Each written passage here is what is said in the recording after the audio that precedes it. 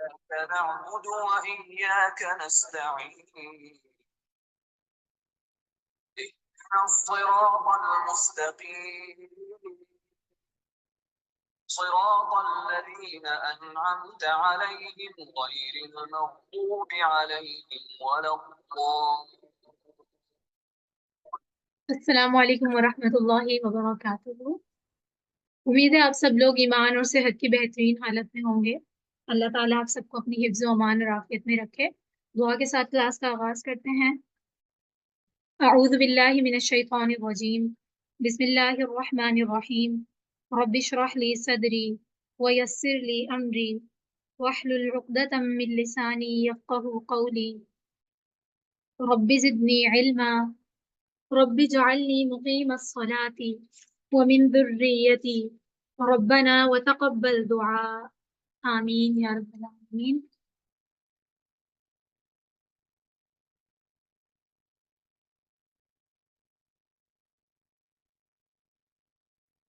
آپ تمام اسٹوڈنٹ سے میں ریکویسٹ کروں گی کہ کوئی بھی دوران کلاس اپنا مائک ان میوٹ کر کے بات نہ کرے تاکہ ہماری کلاس میں ڈسٹربنس نہ ہو۔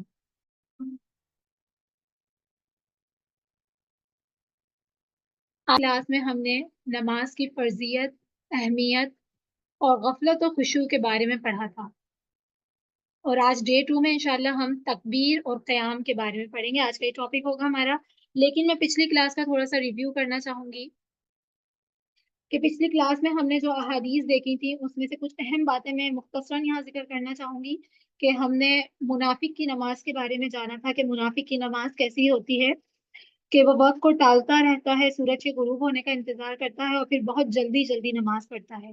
ساہون کے معنی ہم نے بہت ڈیٹیل میں پڑھے تھے، جو سورۃ الماعون کی آیت ہے، الذین هم عن صلاتهم ساہون۔ ساہون میں ہم نے دیکھا تھا کہ بہت سارے معنی ہیں، جس میں ایک یہ تھا کہ کبھی نماز پڑھتے ہیں اور کبھی نہیں پڑھتے۔ ایک معنی یہ تھا کہ جلدی جلدی پڑھتے ہیں، بے دلی سے پڑھتے ہیں، نماز میں کھیلتے رہتے ہیں، انہیں نہیں معلوم ہوتا کہ وہ نماز میں کیا پڑھ رہے ہیں، ان کی نماز اللہ کے ذکر، اس کی یاد اور خشوع سے خالی ہوتی ہے، ان کی نماز میں رکوع، سجود اور قیام مکمل نہیں ہوتا، بلکہ محض ایک جسمانی ورزش کی طرح نماز ہوتی ہے۔ پھر ہم نے یہ بھی دیکھا تھا کہ نماز میں خشوع کرنے والوں کو اللہ تعالیٰ نے فلاح کی بشارت سنائی ہے۔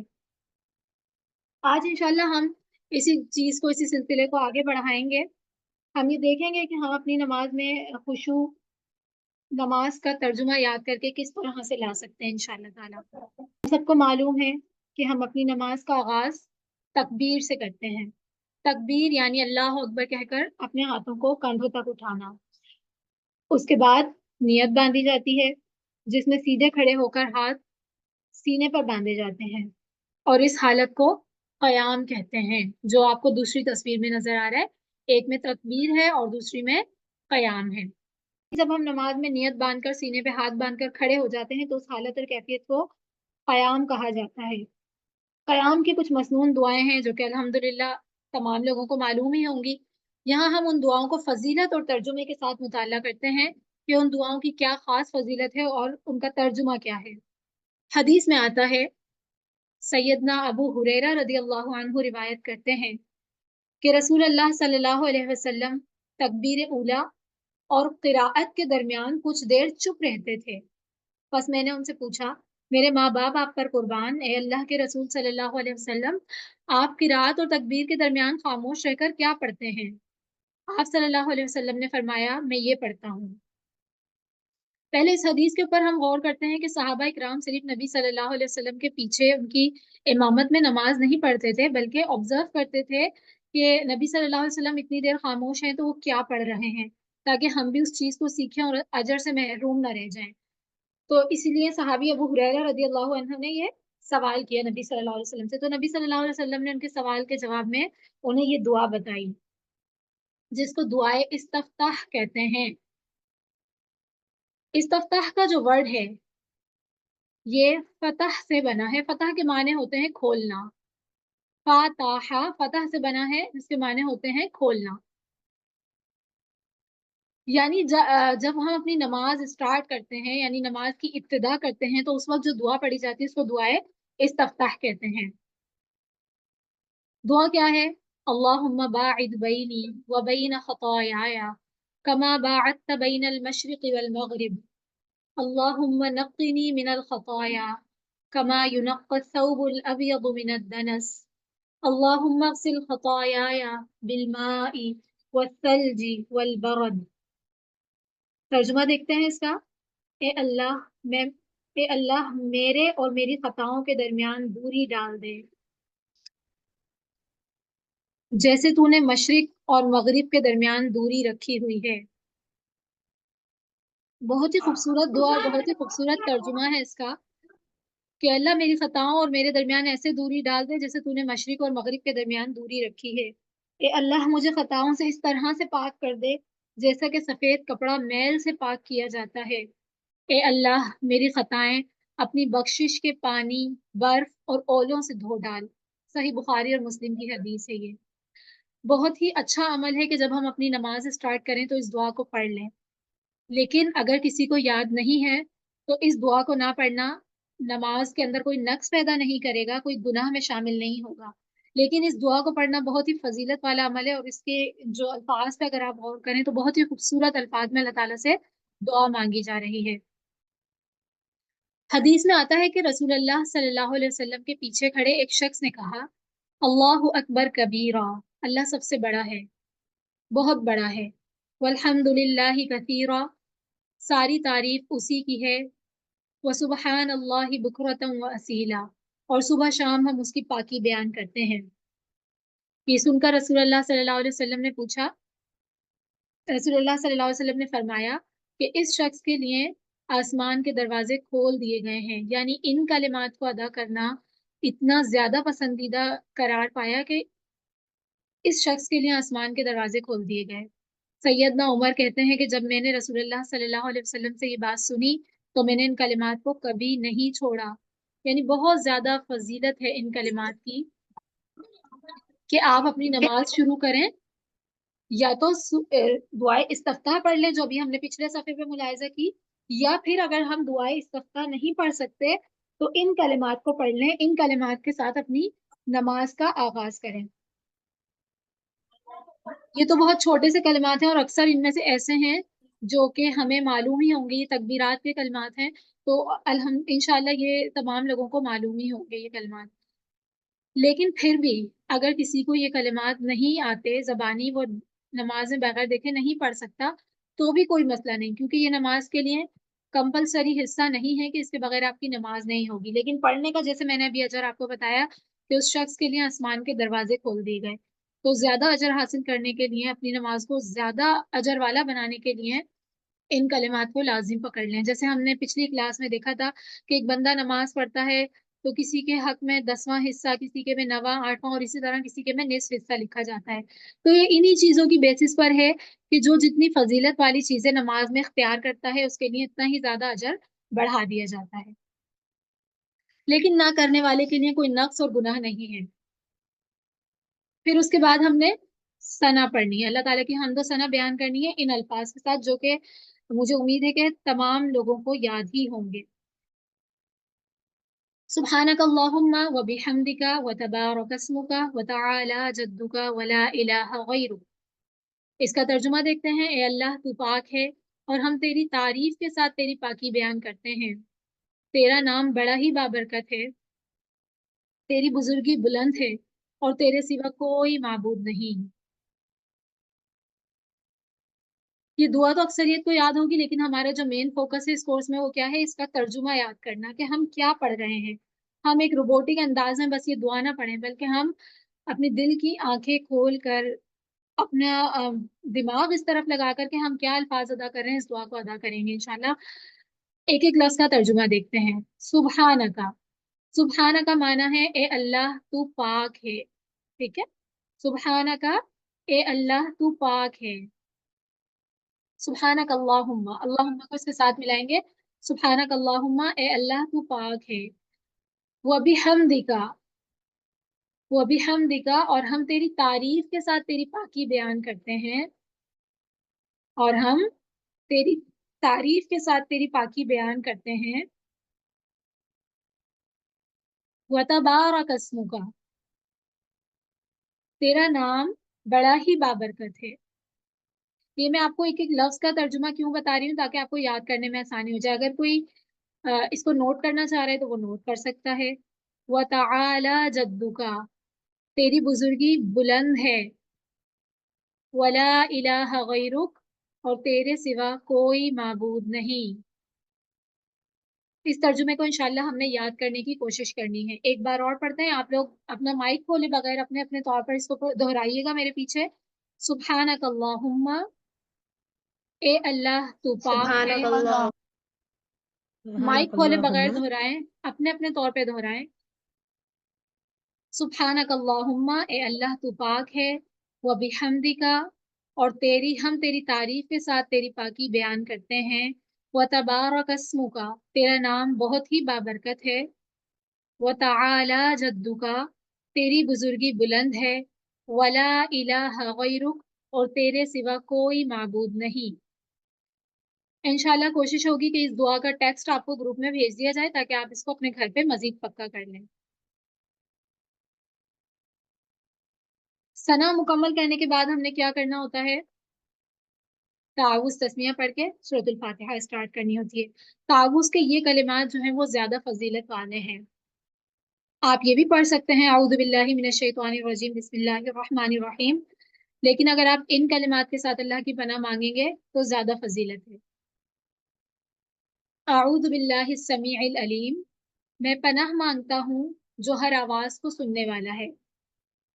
मैं अल्लाह की पनाह मांगता हूँ जो हर आवाज को सुनने वाला है और हर चीज को जानने वाला है। अस्समी, सुनने वाला, अल अलीम, जानने वाला। मिनश शैतानिर रजीम, मरदूद शैतान के शर से। मिन हमजिही, इसके वसवसे से। व नफ्सिही, इसके तकब और उसके तकब्बुर से। व नफ्सिही, और इसकी फूंकों से, यानी उसके जादू से, या वो जो फूंकों के जरिए से इंसान के दिलों में वसवसे डालता है उससे। तो बजाय इसके कि आप सिर्फ औज़ु बिल्लाहि मिनश शैतानिर रजीम बोलें, कि आप सिर्फ शैतान से पनाह मांगे, साथ में दीगर चीजों को भी शामिल कर लें, जैसे शैतान के वसवसे, उसका तकब्बुर और उसकी फूंकों से पनाह मांगे। इसको भी हम इंशाल्लाह लफ्जी तर्जुमे के साथ देखते हैं। औज़ु बिल्लाहि, मैं अल्लाह की पनाह मांगता हूँ। अस्समी, जो सुनने वाला है। मैं ब्रैकेट वाले अल्फाज को छोड़ रही हूँ क्योंकि ये बात को समझाने के लिए है, अरबी जबान का हिस्सा नहीं है। अल अलीम, जो जानने वाला है। मिनश शैतानिर रजीम,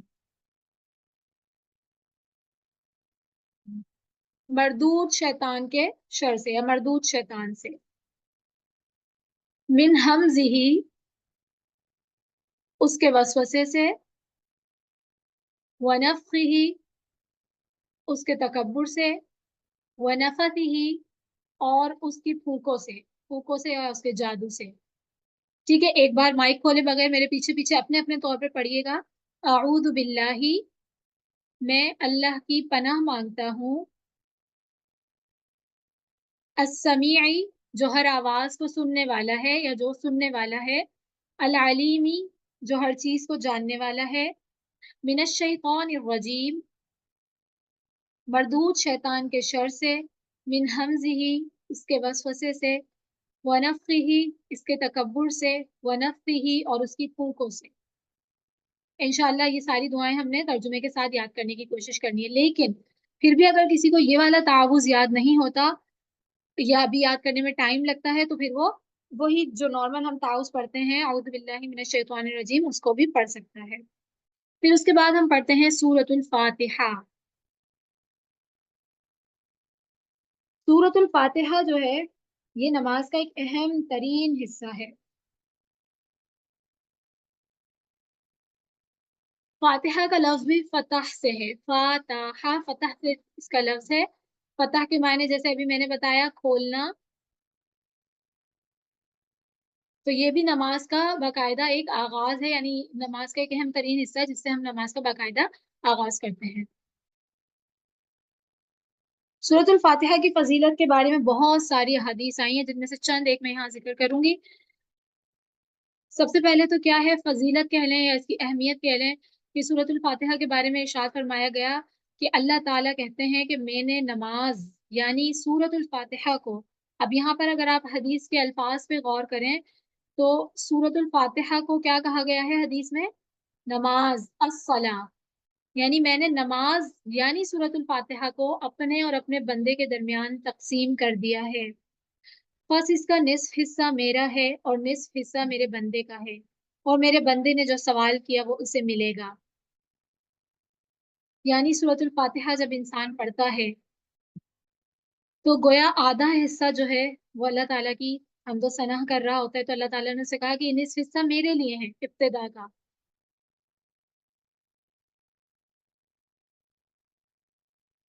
اور جو دوسرا حصہ ہے جس میں ہم اللہ تعالیٰ سے دعائیں مانگ رہے ہوتے ہیں صراط مستقیم کی، نیک لوگوں کے راستے کی، تو اللہ تعالیٰ کہنے وہ بندہ، وہ حصہ میرے بندے کا ہے، اور میرے بندے نے جو سوال کیا وہ اسے ملے گا۔ لیکن بہت افسوس ہوگا ہمارے لیے، بہت بد نصیبی ہوگی ہمارے لیے اگر ہمیں یہی نہیں معلوم ہوگا کہ ہم سورۃ الفاتحہ میں اللہ سے کیا مانگ رہے ہیں، ہمیں یہ نہیں معلوم ہوگا کہ جو نصف حصہ اللہ کے لیے ہے اس میں ہم اللہ کی کیا حمد و ثنا بیان کر رہے ہیں، اور دوسرے حصے میں ہم اللہ سے کیا سوال کر رہے ہیں۔ پھر مزید اسی حدیث میں آگے آتا ہے، پھر بات جاری رکھتے ہوئے رسول اللہ صلی اللہ علیہ وسلم نے فرمایا سورۃ الفاتحہ پڑھو۔ جب بندہ الحمد للہ رب العالمین کہتا ہے تو اللہ عز و جل فرماتا ہے میرے بندے نے میری حمد بیان کی، حمدنی رب عبدی، میرے بندے نے میری حمد بیان کی۔ یہاں پر بھی اگر آپ حدیث کے الفاظ پہ غور کریں کتنے پیار سے اللہ تعالیٰ بندے کی نسبت اپنی جانب کریں، میرے بندے نے میری حمد بیان کی۔ پھر بندہ کہتا ہے الرحمن الرحیم، تو اللہ عز و جل فرماتے ہیں میرے بندے نے میری ثنا بیان کی۔ پھر بندہ کہتا ہے مالک یوم الدین، تو اللہ عز و جل فرماتے ہیں میرے بندے نے میری عظمت بیان کی، یعنی میری بڑائی بیان کی، مجھے مالک کہا۔ پھر بندہ کہتا ہے ایاک نعبد و ایاک نستعین، تو اللہ تعالیٰ فرماتے ہیں یہ حصہ میرے اور میرے بندے کے درمیان ہے، اور میرے بندے نے جو سوال کیا وہ اسے ملے گا، یعنی یہاں سے لے کر آخر تک جو بھی ہم سوال کرتے ہیں اللہ تعالیٰ سے۔ پھر بندہ کہتا ہے اہدنا الصراط المستقیم صراط الذین انعمت علیہم غیر المغضوب علیہم ولا الضالین، تو اللہ تعالیٰ فرماتے ہیں یہ میرے بندے کے لیے ہے، اور میرے بندے کو وہ ملے گا جس کا اس نے سوال کیا۔ یعنی ان آیات میں ایاک نعبد و ایاک نستعین، اہدنا الصراط المستقیم صراط الذین انعمت علیہم غیر المغضوب علیہم ولا الضالین، یہاں تک میں ہم نے جتنے بھی اللہ تعالیٰ سے سوال کیے ہیں اللہ تعالیٰ کہتے ہیں کہ یہ سب میرے بندے کو ملے گا۔ لیکن سوال یہ پیدا ہوتا ہے کہ ہم نمازیں بھی پڑھ رہے ہیں، دن میں 5 نمازیں پڑھ رہے ہیں، ہر نماز میں کئی کئی رکعات ہیں، کئی کئی بار سورۃ الفاتحہ پڑھی جا رہی ہے، لیکن ہمیں نہیں معلوم نمبر 1 کہ ہم کیا پڑھ رہے ہیں، دوسرا اگر معلوم بھی ہے تو پھر ہمیں اس چیز کا یقین ہمارے دلوں کے اندر نہیں ہے کہ جو اللہ تعالیٰ کہہ رہے ہیں کہ جو میرا بندہ سوال کرے گا، جو میرے بندے نے سوال کیا اسے ملے گا، اس چیز کا یقین ہمارے دل میں کچھ کم ہے یا سم ٹائم نہیں ہوتا۔ مقصد یہی ہے کہ نمازوں کے اندر ایسی کیفیت پیدا ہو جائے کہ گویا انسان کو لگے کہ وہ اللہ تعالیٰ سے گفتگو کر رہا ہے، مکالمہ کر رہا ہے۔ انشاءاللہ اس کے لیے ہم کچھ ٹپس بھی دیکھیں گے کہ ہم کس طرح سے اپنی نماز کو زیادہ اچھی خوبصورت بنا سکتے ہیں۔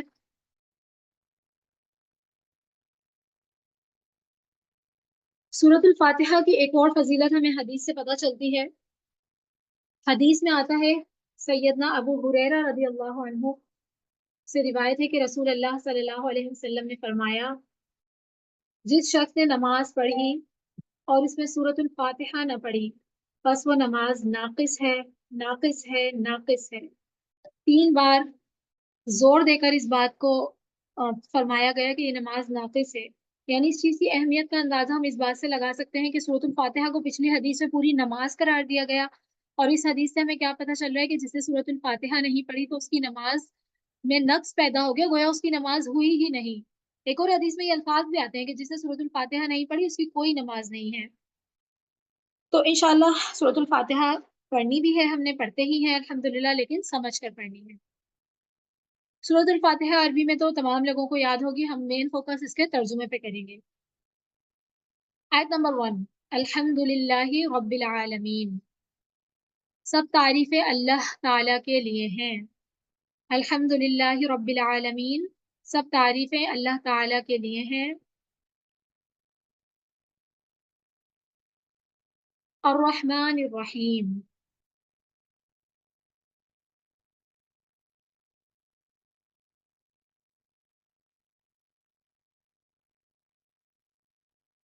अल्हम्दुलिल्लाहि रब्बिल आलमीन, सब तारीफें अल्लाह के लिए हैं जो तमाम जहानों का रब है या तमाम जहानों का पालने वाला है। रब्बुल आलमीन तमाम जहानों का पालने वाला है। अर्रहमानिर रहीम, बड़ा मेहरबान नहायत रहम करने वाला है। मालिक यौमिद्दीन, बदले के दिन यानी क़यामत का मालिक है। इय्याका नअबुदु व इय्याका नस्तईन, हम सिर्फ तेरी ही इबादत करते हैं और तुझ ही से मदद चाहते हैं। इहदिनस सिरातल मुस्तकीम, हमें सीधी और सच्ची राह दिखा। सिरातल लदीना, राह उन लोगों की,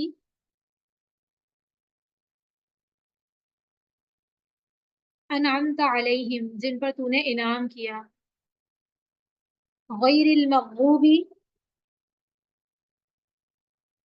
गैरिल मग़दूबी अलैहिम वलद्दाल्लीन, उनकी नहीं जिन पर गजब नाजिल किया गया और ना गुमराहों की।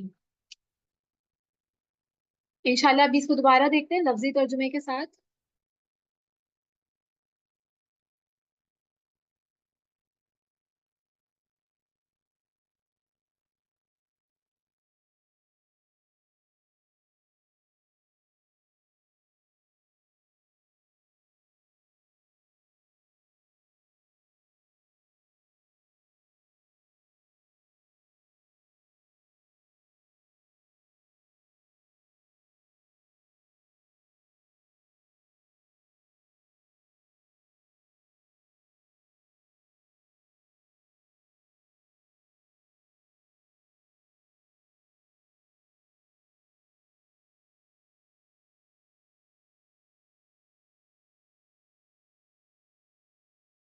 अल्हम्दु, सब तारीफें। अल्हम्दु का मतलब है सब तारीफें, हम के माने में लिल्लाही, अल्लाह ताला के लिए हैं। रब्बी, जो पालने वाला है, अल आलमीन, तमाम जहानों का। मेरे पीछे एक बार माइक बंद किए हुए दोहराइएगा, कोई अपना माइक नहीं खोलें प्लीज। अल्हम्दुलिल्लाहि रब्बिल आलमीन, सब तारीफ अल्लाह ताला के लिए हैं जो तमाम जहानों का पालने वाला है। या आप इसको आसान लफ्जों में ये भी कह सकते हैं, जो तमाम जहानों का रब है। अर्रहमानी, बड़ा मेहरबान है। अर्रहीमी, निहायत रहम करने वाला है। अर्रहमान रहीम, बड़ा मेहरबान निहायत रहम करने वाला है। मालिकी, मालिक है। यौमी, दिन का, अद्दीनी, बदले के। मालिक यौमिद्दीन, बदले के दिन यानी कयामत जो कि बदले का दिन होगा, बदले के दिन का मालिक है। इय्याका नअबुदु, हम सिर्फ तेरी ही इबादत करते हैं। नाबुदु इबादत से है तो इबादत इसका तर्जुमा होगा। व इय्याका नस्तईन, और सिर्फ तेरी ही हम मदद चाहते हैं या तुझी से हम मदद चाहते हैं। इहदिना, दिखा हमें। अस्सिराता, रास्ता या राह। राह और रास्ता एक ही मानों में होता है। अल मुस्तकीम, जो सीधी और सच्ची है। इहदिना सिरातल मुस्तकीम, हमें सीधी और सच्ची राह दिखा।